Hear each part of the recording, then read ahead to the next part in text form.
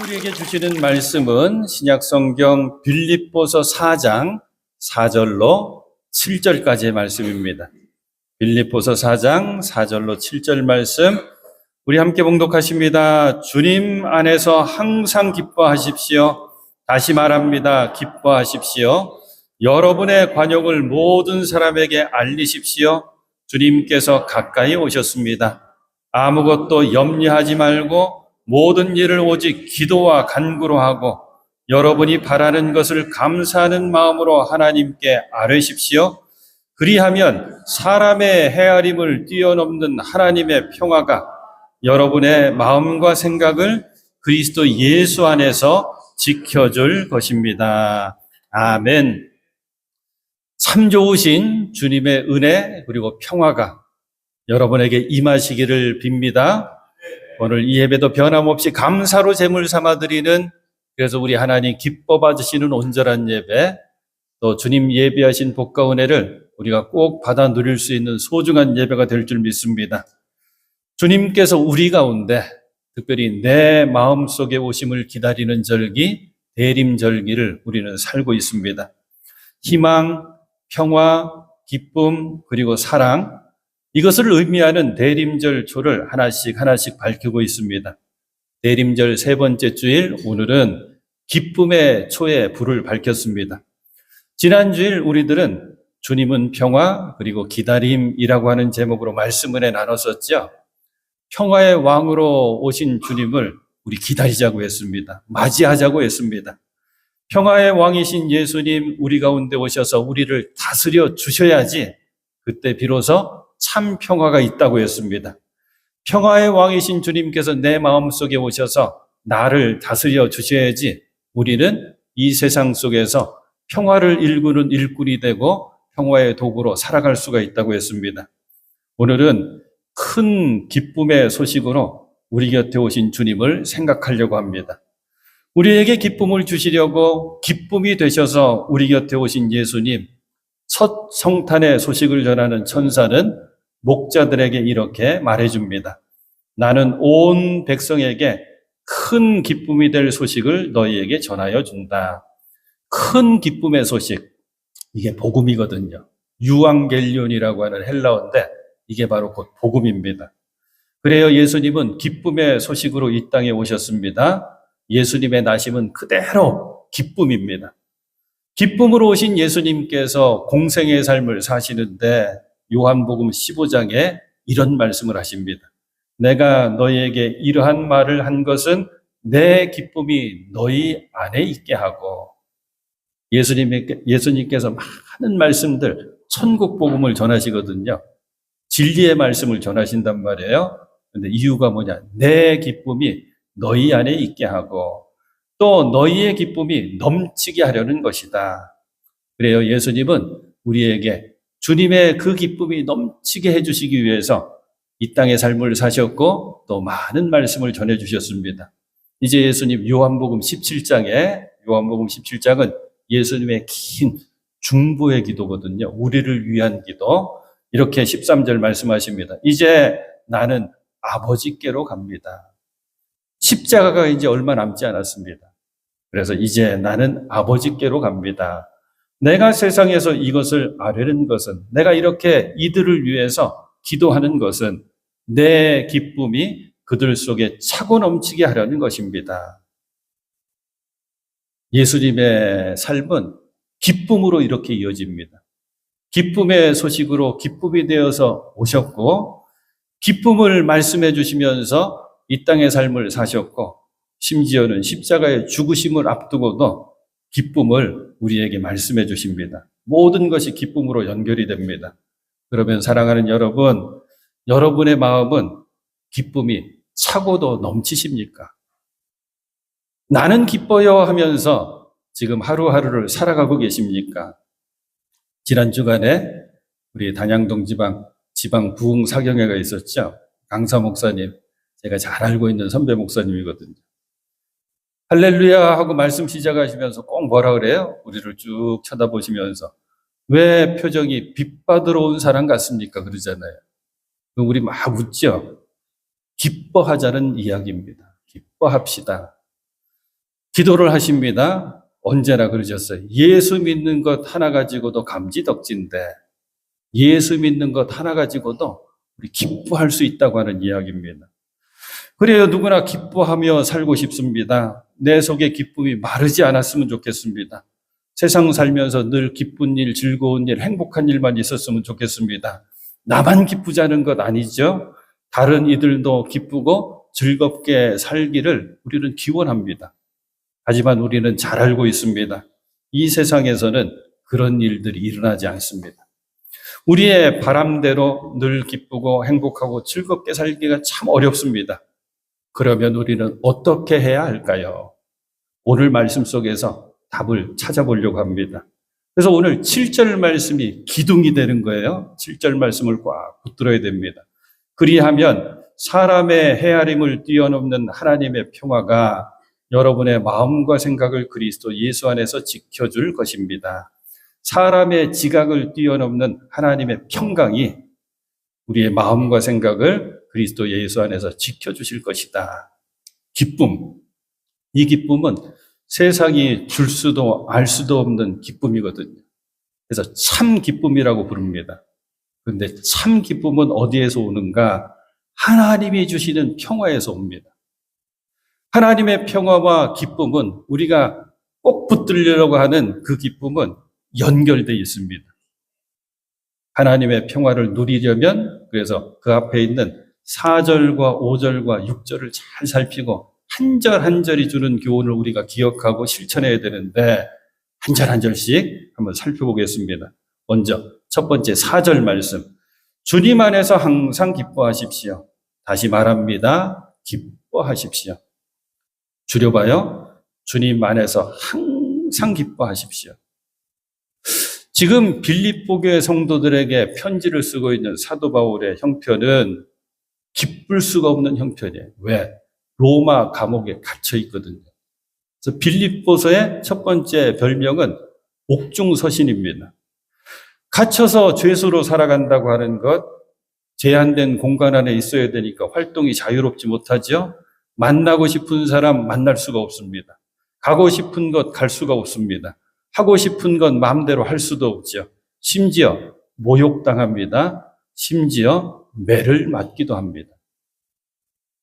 지금 바울은 언제 재판을 받게 될지 또 재판의 결과가 어떻게 될지 그래서 그 결과로 살게 될지 죽게 될지 모르는 상황이거든요.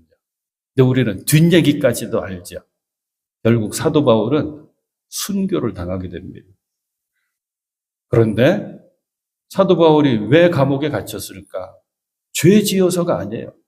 복음을 전했기 때문에 복음을 전한다는 이유로 죄인의 신분이 되어서 로마 감옥에 갇힌 거거든요.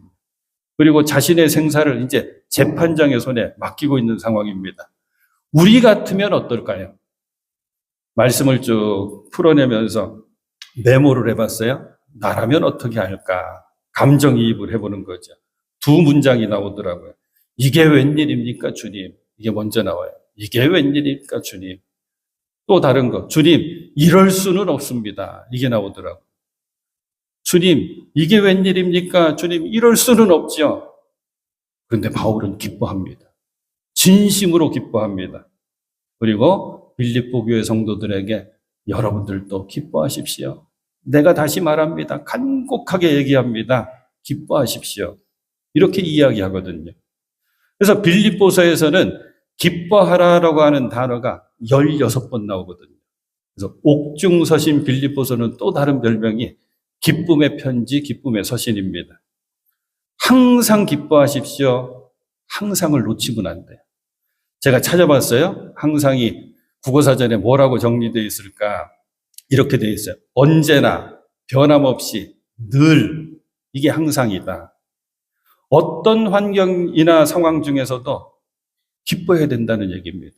그래야지 언제나 변함없이 늘 항상 기뻐하는 것이 되거든요. 근데 바울은 어떻게 하면 그렇게 할 수 있는지 답을 바로 알려줘요. 주님 안에서입니다. 주님과 함께입니다. 그래야지 항상 기뻐할 수가 있습니다. 그래서 주님 안에서 항상 기뻐하십시오라고 권면하고 있는 거죠. 그래요. 기쁨과 평화와 기쁨은 반드시 연결되어 있습니다. 평화를 그려보라라고 하는 숙제가 있었대요. 사람들이 그림을 그리는 이 미대생들이 쭉 그림을 그려봤대요. 1등상이 나왔습니다. 주제가 평화를 그려봐라. 그림의 모습이 뭐냐면 어미새가 아기 새를 꼭 품에 안고 있는 그림. 중요한 것은 배경 그림이 중요합니다. 배경 그림은 해안가 깎아지는 듯한 낭떠러지에 아주 위험해 보이죠? 거기 둥지에 어미새가 아기 새를 꼭 안고 있는 거예요. 배경 그림은 또 있습니다. 깎아지는 절벽의 둥지인데, 위험해 보이는 둥지인데 배경의 날씨는 폭풍우가 몰아치는 날씨입니다. 그래요. 폭풍우가 몰아치는 날씨 속에 깎아지는 듯한 절벽의 위험한 둥지이지만 어미새가 아기 새를 꼭 품고 있는 그 모습, 이게 평화다라고 그린 거예요.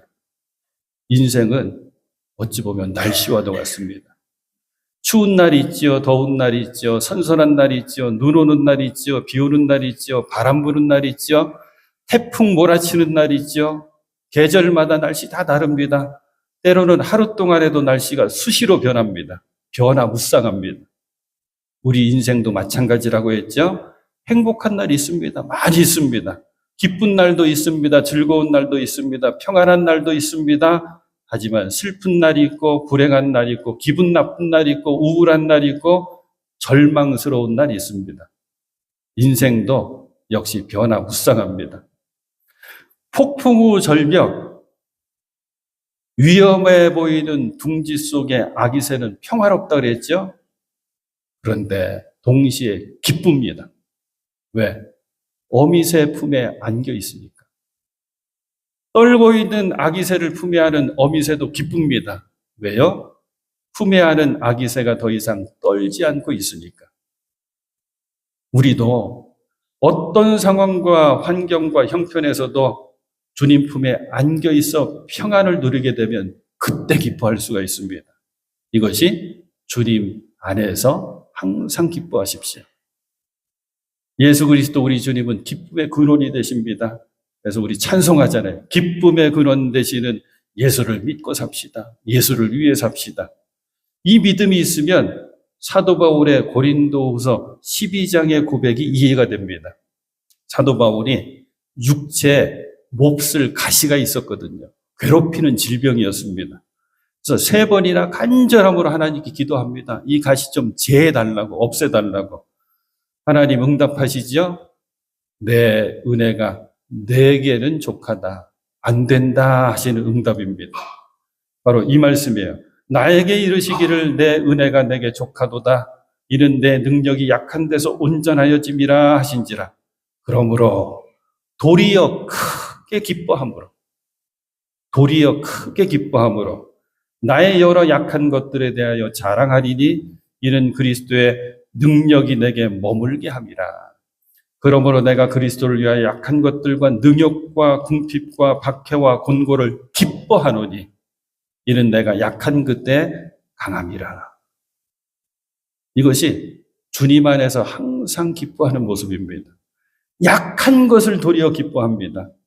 안 된다 하신 그 응답을 기뻐합니다. 왜? 그때 내가 주님 안에서 강해질 수 있음을 알기 때문에. 사랑하는 여러분, 주님 안에만 계십시오.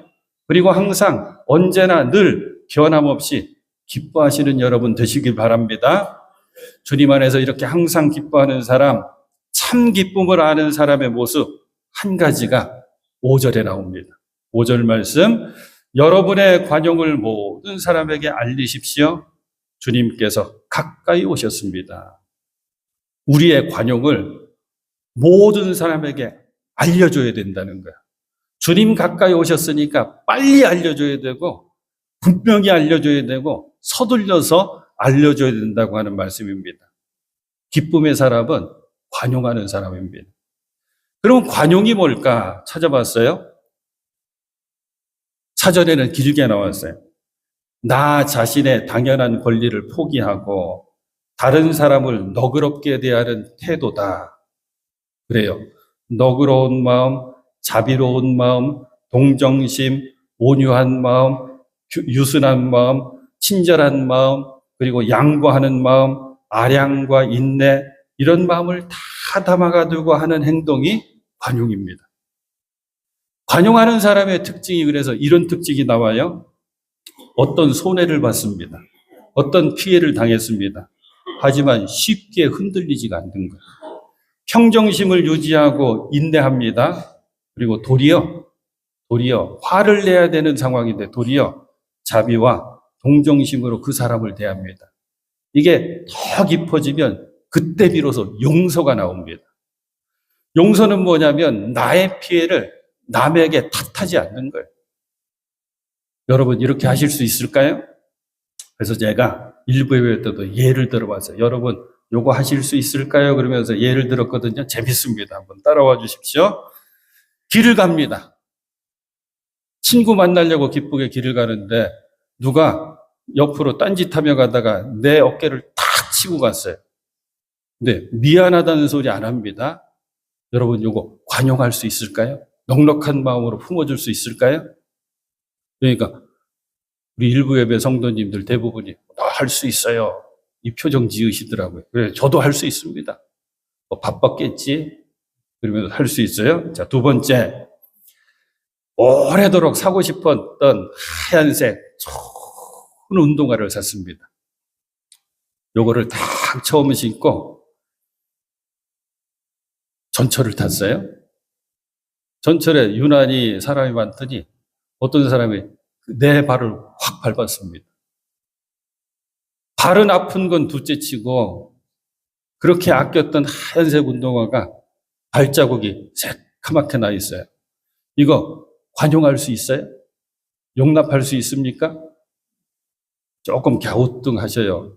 할 수 있어요. 이건 조금 화가 나겠는데. 자, 세 번째. 오래도록 차던 차가 한 10년쯤 돼가지고 이제 폐차시키고 새 차를 준비했어요.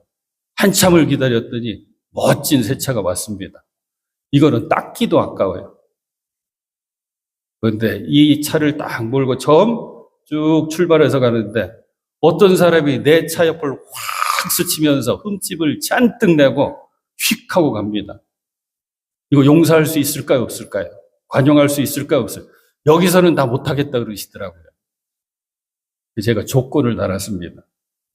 그런데 새 신을 신고 막 첫 발을 디디면서 그 길이 오래도록 기다리던 그 좋은 새 차 타고 막 출발하던 그 길이 오래 기다리던 손주 만나러 가는 그 길이라면 어떻게 하실래요? 그랬더니 무슨 뜻인지 조금은 이해되신다고 고개를 끄덕끄덕 하시더라고요. 제가 일부 예배 때 요 얘기만 제가 하고 여러분께 또 다른 얘기 해드리고 2부 예배 때는 안 할게 했는데 이 얘기하니까 바로 이해하시더라고요. 새 차를 타고 가는데 확 하고 긁고 갔어요. 미안하던 소리도 안 합니다. 그런데 가는 그 길이 로또 복권 1등에 당첨돼가지고 80억 수령하러 가는 길이에요. 봐줍니다.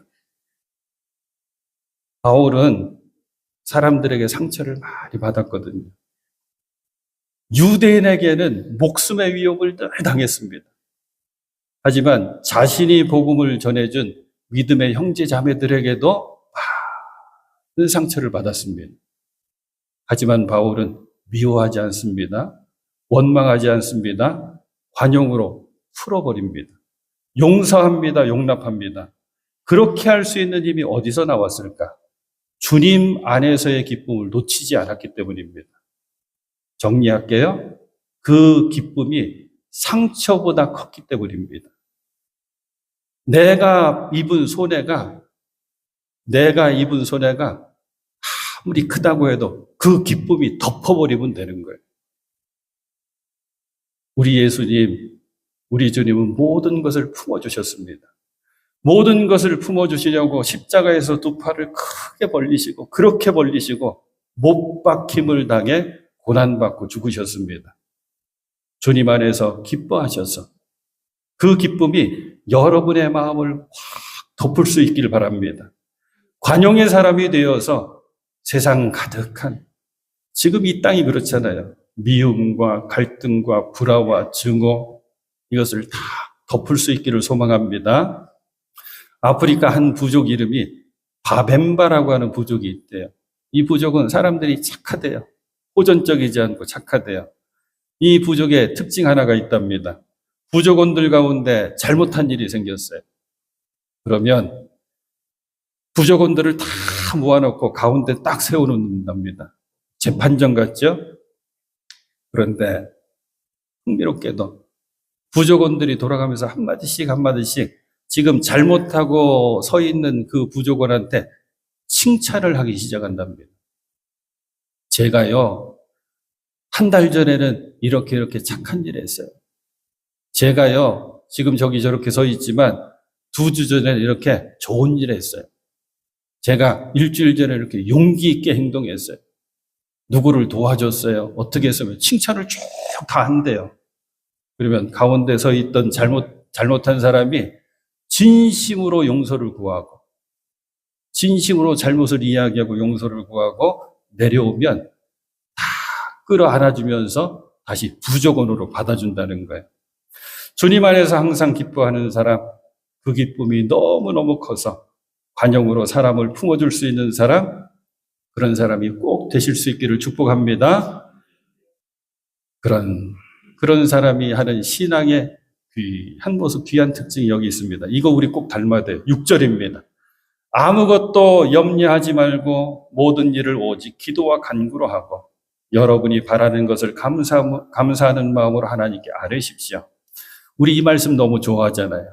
아무것도 염려하지 말고 모든 일을 오직 기도와 간구로 하고 여러분 바라는 것 있습니까? 그 바라는 것 감사하는 마음으로 하나님께 아뢰십시오. 그리하면 하나님의 평강이, 하나님의 평화가 우리를 다스려 주신다. 자, 기쁨의 반대말이 뭘까요? 딱 떠오르는 거 미움이죠. 아니랍니다. 이렇게 생각하면 된대요. 기쁨의 반대말, 슬픔. 슬픔을 보통 떠올리는데 슬픔의 표현은 눈물인데 사실 기뻐도 울거든요. 이렇게 생각해 보면 된대요. 사랑의 반대말이 뭘까? 당장 떠오르는 건 미움이에요.